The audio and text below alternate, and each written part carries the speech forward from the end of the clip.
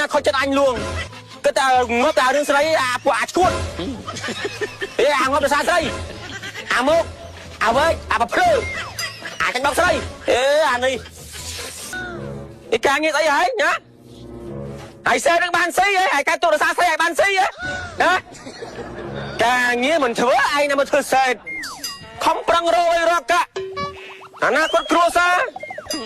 ការងារស្អីហើយជួយការងារហើយឯងមកអង្គុយសេតែរឿងស្រីអិនស្នាហ្នឹងហ៎គាត់តែធ្វើការប៉ុណ្ណឹងគាត់ខ្វះរឿងស្រីគឺឯងណាមកអង្គុយទួញសោក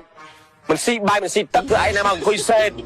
ហើយចាំខួរក្បាលឯងផងហើយជាមនុស្សម្នាក់ដែរយល់ទេហើយមកក្បាលឯងនេះចាញ់បោកស្រីមិនតិចដងមកឯងនេះបងចាញ់បោកស្រីចាដងហើយអស់លុយអស់កាក់អស់ម៉ូតូ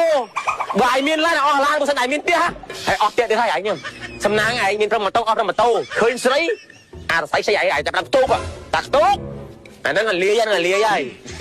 គេទៅរកអាណាក្មេងគេទៅបាត់គេទៅចោលទៅឯងណាកាទុកខូចចិត្តមកសិតអញលួងមកស្អីជើងអាស្អីគេនេះចង់ជេណាជេទៅជេចុះជេឡើងត្រូវតែអញទៅហើយមកឆោសិតឲ្យមេឃើញទៀត